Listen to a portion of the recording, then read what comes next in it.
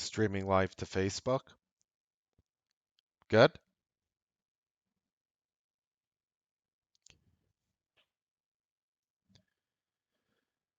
Ladies and gentlemen, I may not shop there. Maybe you don't either anymore.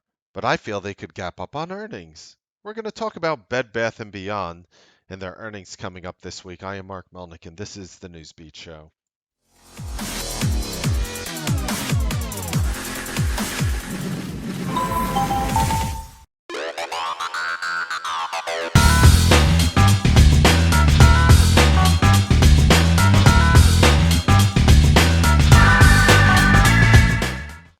Good evening, ladies and gentlemen. Welcome to the Newsbeat Show. Have so many great things to talk about today, including Bed Bath & Beyond, and why I feel it's an opportunity for them to go beyond earnings to the upside, or insert some corny pun here. But by watching this video, you are agreeing to hold me, Mark Melnick, harmless, and T3 Live harmless, and not responsible for anything. And if you don't agree, kindly leave.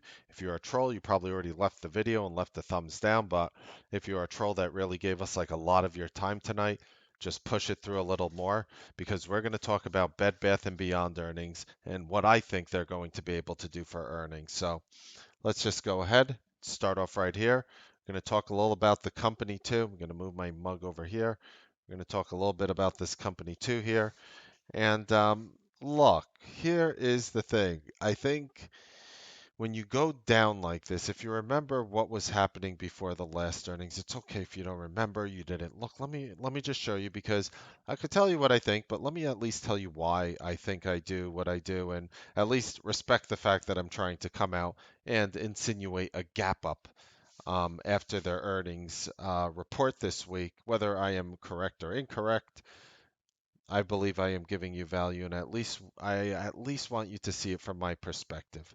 So yes, I am going to make a bullish call. I'm going to talk about how much it could go up to, how I would potentially play it in a situation like this, as I currently do not have a Bed Bath & Beyond position whatsoever. So right over here, you could see there were like really two really nice run-ups recently for the name, and I want to talk about them right here. And this is just a daily chart of what you're seeing now in Bed Bath & Beyond, and I'm going to take you back to their last earnings, and that was right over here on April 9th after hours, so it was after hours here, and they ripped the stock down. They literally ripped it down like $2.40 gap down, climbed it up back to 1823, which wasn't that bad, and then it just sold off indiscriminately with many of the other retail companies out there. There's a reason why I'm telling you this. I'll get to the point. Now let's talk about those earnings. They announced $1.20 a share right over here before they gapped down. They said $1.20 versus $1.11 of Wall Street consensus. Sounds great, right? 3.3 billion approximately could be potentially short considering they use the word approximately from 3.33 billion, so that extra 0.03 billion we're talking about is literally $30 million, and it was a give or take there. But then they came out and they adjusted their earnings per share for this quarter that they're reporting this week, $2.11 to $2.20. That lamblasts the $1.79 that Wall Street analysts expected. They raised their quarterly dividend to 17 cents from 16 cents. Again, I'm taking you back to that April earnings on April 9th. They provided an update on board refreshment and governance review, and they said they have been driving significant foundational change. Now, for this coming quarter, the story gets a little more interesting.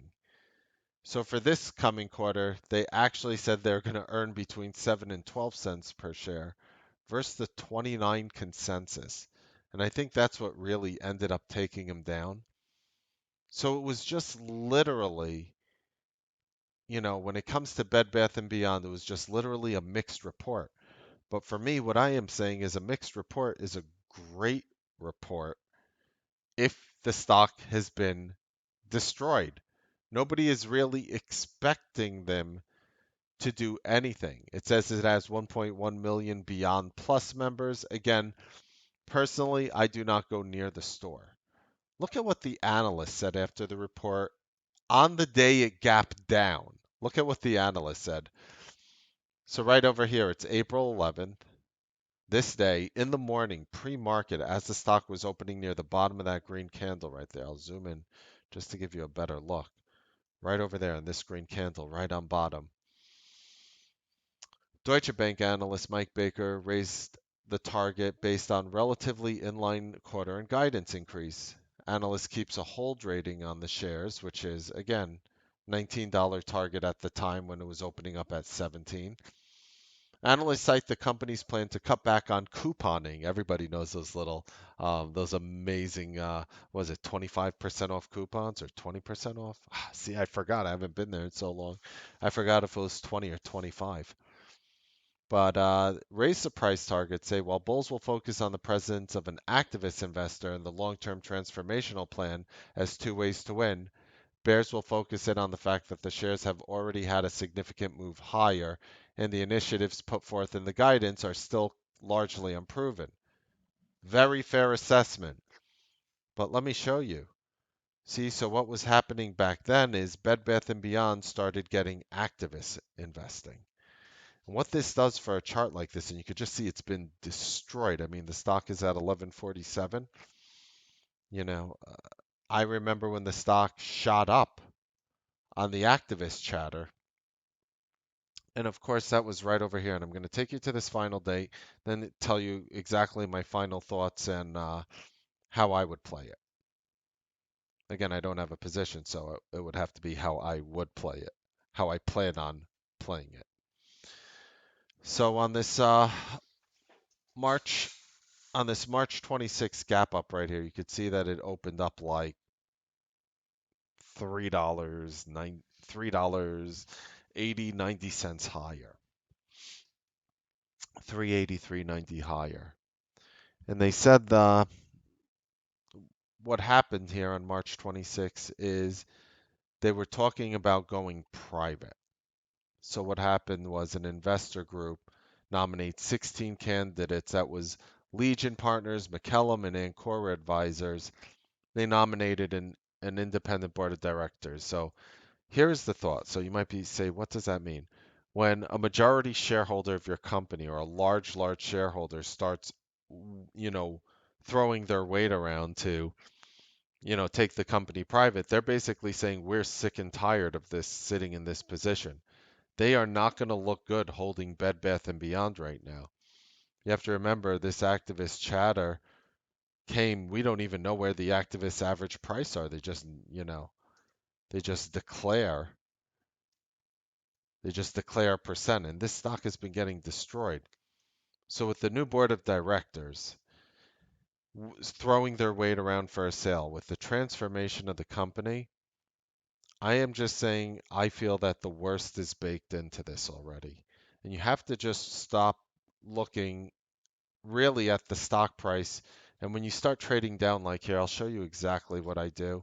I just go to good old yahoo.com and I literally look up their market cap. And they have a $1.4 billion market cap, which is, I don't need to tell you, abysmal compared to where they were trading at one point. And let me show you a yearly chart. This stock was an $80.82 company. So this was a $12 billion company, let's call it. So this was a $12 billion company. Now, I'm not saying they don't have their problems, but even on a yearly, I'll even show you the monthly because it'll probably be readily apparent there. Even on the monthly here, where the stock fell from like 43 to 16, and the world was coming to an end, obviously, at that point, and that's the way they treated the market. And then the world didn't come to an end, and then they rallied it all the way back. I am saying that, you're at the point where you have to start valuing the real estate, the location, their literal pattern around the country. because they're so scattered around, it brings value. I mean, when Amazon bought Whole Foods, it's not because Amazon didn't think that they could get all these different deals even cheaper than Whole Foods gets their produce and brand it themselves. And they could have done that. But why did they buy Whole Foods? Because Whole Food had locations that people would flock to. It was considered a sexy part of being in the neighborhood.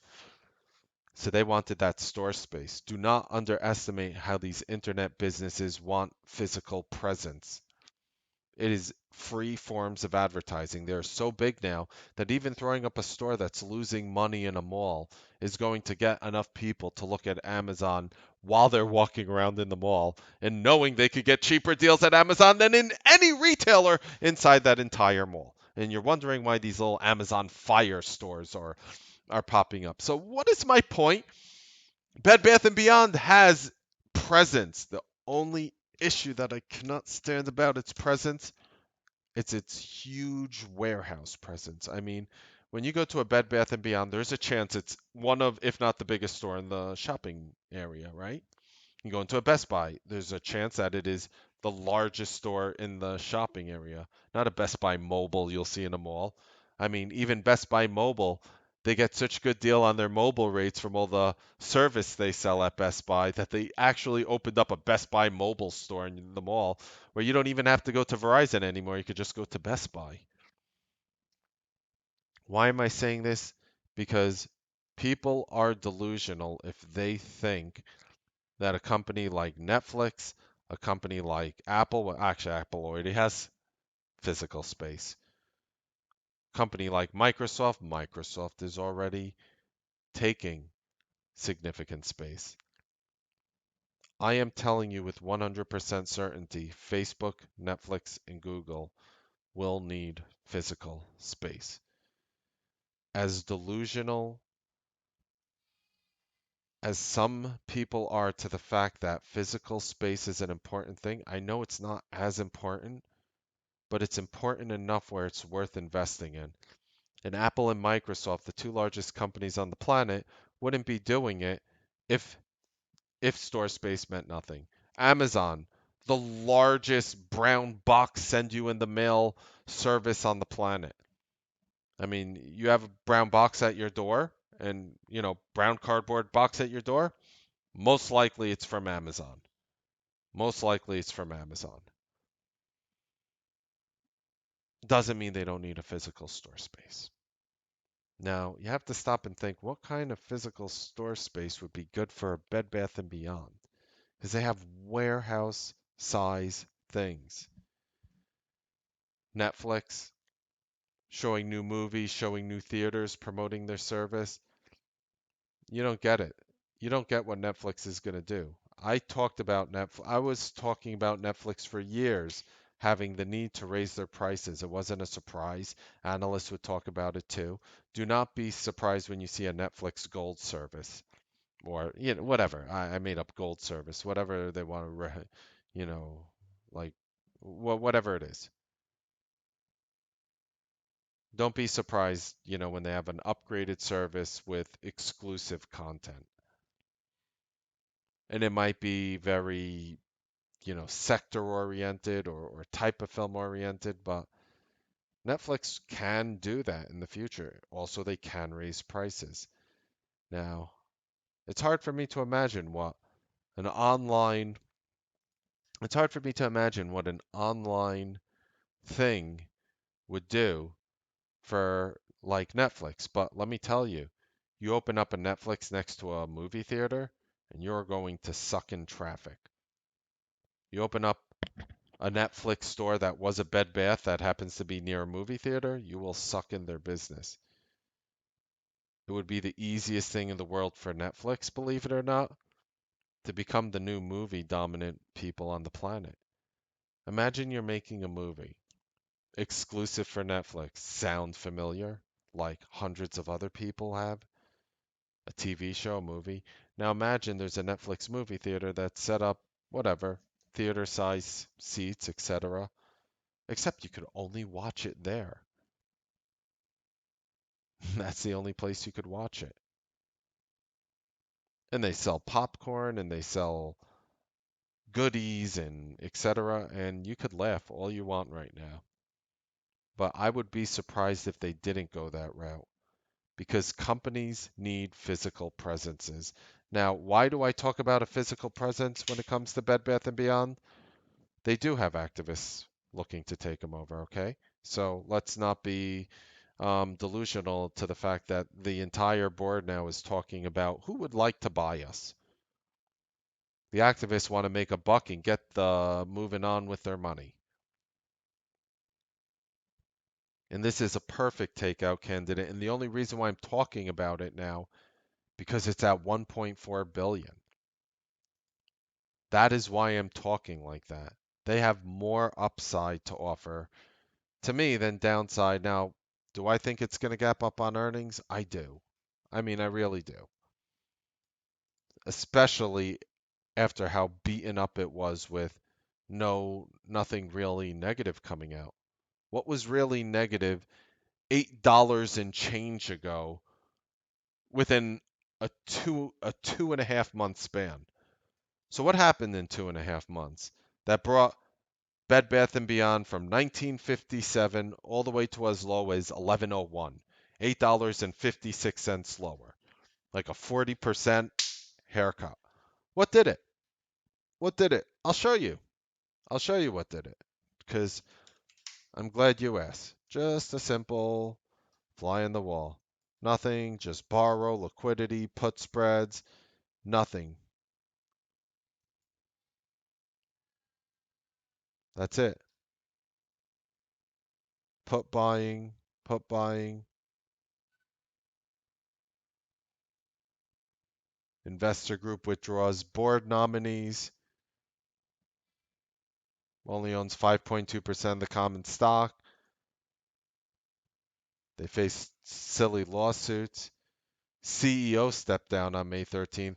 I'm going through everything that happened during this time, during this 40% decline. So the CEO stepped down. They say their plan is well underway after their activist presentation. And the investor group called for the Bed Bath & Beyond CEO to be immediately replaced. Guess what? He coincidentally, after being threatened to be immediately replaced less than 3 weeks later, willingly stepped down. Mary Winston appointed interim CEO effective immediately. So the activists are, I mean, to me, it's just a step-by-step process. The activists are getting what they want. They're going to put somebody in charge who's like, I don't give a you know what about anyone. If I have to slash jobs, I'll slash jobs. If I have to, show my goods, if I have to show everybody what's under the hood on Wall Street to try to get this thing moving, I'll do it. And that's where I think they are. I do not think the activist investors, they are not going to look good if this thing starts breaking under 10 bucks.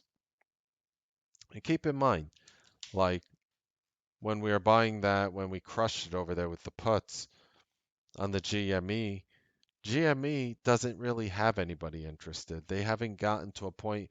There's talk about it here and there, but then nobody wants them. It always breaks down. GME is a garbage store. This company is worth zero. I know I did several videos on it talking about it. But on a GameStop, I already went over them in the videos that they have to like convert themselves. But Bed Bath and Beyond, there's a lot of things this company can do.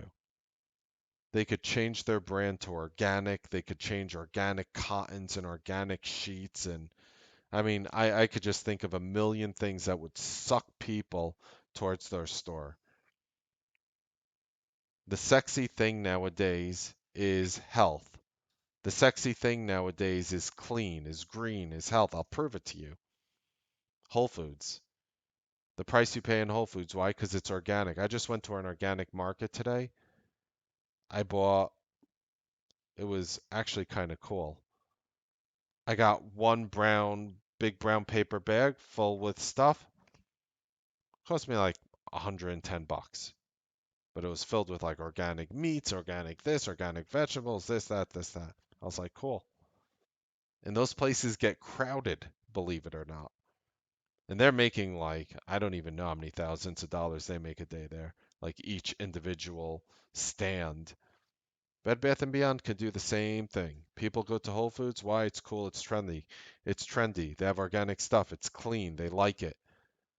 That's all Bed Bath & Beyond has to do. Become a company that people like. Become a company that people trust. That's all you have to do. Stop selling all these silly sheets, all these things. Develop yourself into something else. Get trendy. Get like modern designers. That modern look in the house. Don't go rustic. Don't go antique. Don't go just basic. Do something gutsy. What do you have to lose? You're at 1.4 billion. It's like you were a $12 billion company. They're still around, but with all the activist stuff going on, I just think that beaten up the way it was, I'm leaning more bullish in earnings as opposed to bearish, despite all the puts that are currently going crazy in this name. And given a near-term little support here, I wouldn't be surprised to see a little squeeze up into earnings. So those were my thoughts on Bed Bath & Beyond pre-earnings. I did a video today that definitely getting a lot of attention, definitely a lot of people talking to me on, and I call it the three lies, the three lives, the three lies that you love, and it's a very interesting thing, and it basically shows you three lies on Wall Street that people love. And the only way to help somebody turn consistent in trading is to have a recipe that includes them as part of the mixture. The X factor, the trader on the other side. Again, you are a unique individual. You might need something different. Certain strategies might work differently or better for you than other strategies. That is part of being a trader. And when you see all these blanket things going around, get my 1, 2, 3, 4, 5, 6, 7, 8, 9, 10 favorite steps, favorite patterns, favorite charts, favorite methodologies, favorite this, favorite this. I make so much money. I have a nice car. I have a beautiful house. I mean everything's just so great in my life because of these 1, 2, 3, 4, 5, 6, 7, 8, 9, 10. Insert, anything else here. It doesn't work for everyone. In fact, it fails for the vast majority of people. So I want to thank you guys, even for everybody signing up for the Newsbeat Bandit course. It delves deep into psychology and it tries to actually show you how you can learn to go on the special path in your own way. Definitely watch Newsbeat Psychology #1. Definitely leave your feedback. If you don't like it, don't ignore it. Thumb it down, but at least tell me in the comment section why you didn't like it. If you like it, thumb it up. I think it's great. It literally teaches you how to take that journey into trading. I use the analogy that traders go into the forests, and that's like jumping into the trading world, and they're taught no real survival mechanisms, and they come out looking all mauled or never seen again. And trading is a very difficult business. It's a very difficult business. You meet, what I met 50, 60,000 traders in my life. It's just an enormity as a broadcaster. I had the privilege and honor to really, see individuals and stories for everything that they are. And when a lot of these people that I really care about, they're just not in the industry anymore. And a lot of new people come, and I meet a lot of so many great new people. It is honestly one of the most interesting jobs ever with the type of people I speak to. And I just did my last call with a room member here. I have more calls to make. I just did my last call there with a room member, and he's like, I've been trading 8, 9 years and couldn't really find my way, but I'm just following your trend lines. He says, I'm just doing your trend lines and nothing else. He's like, I was consistent for like the first 2 weeks in a long time. Um, he just started with us 2 weeks ago, and he loves the way we run things here.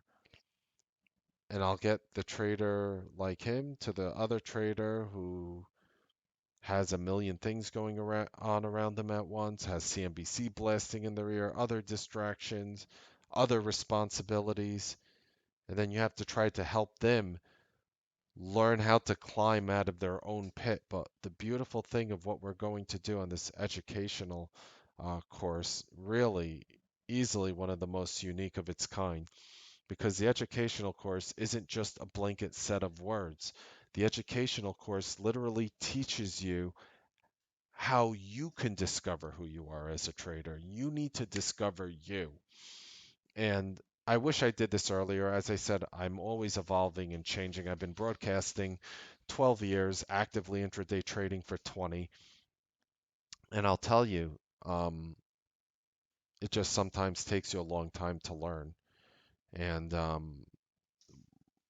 anybody out there who can make a blanket statement to you saying that, look at my this favorite patterns, I make so much money during this or during that. It's just, even if it is true, if it's true, which is a big if for the trader making the claim, you could rest assured that the odds are so pegged against you personally that you can make whatever that is work.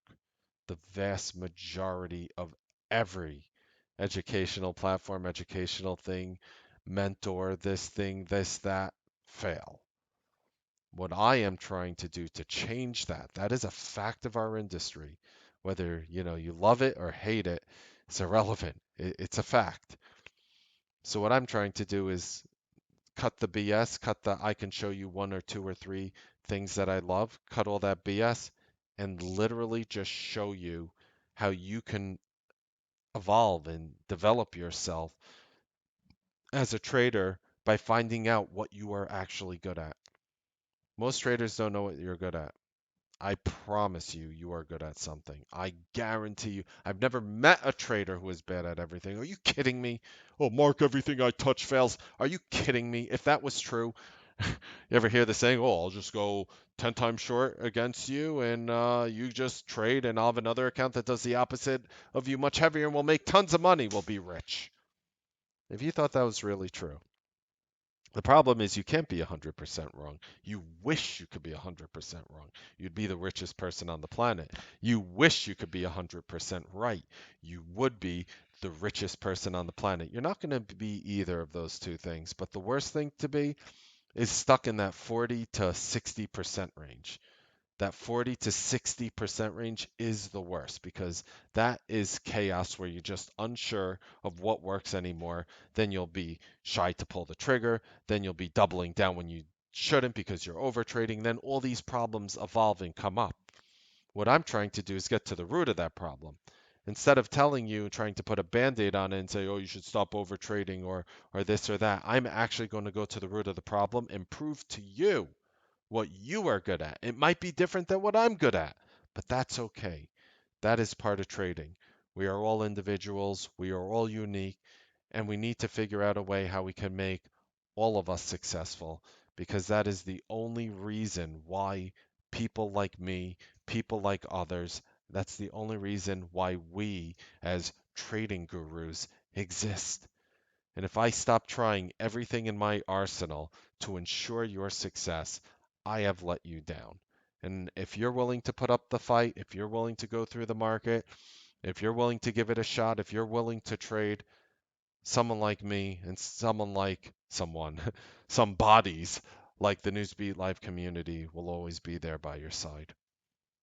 I hope you guys enjoyed this little Bed Bath and Beyond talk. Happy trading, make money.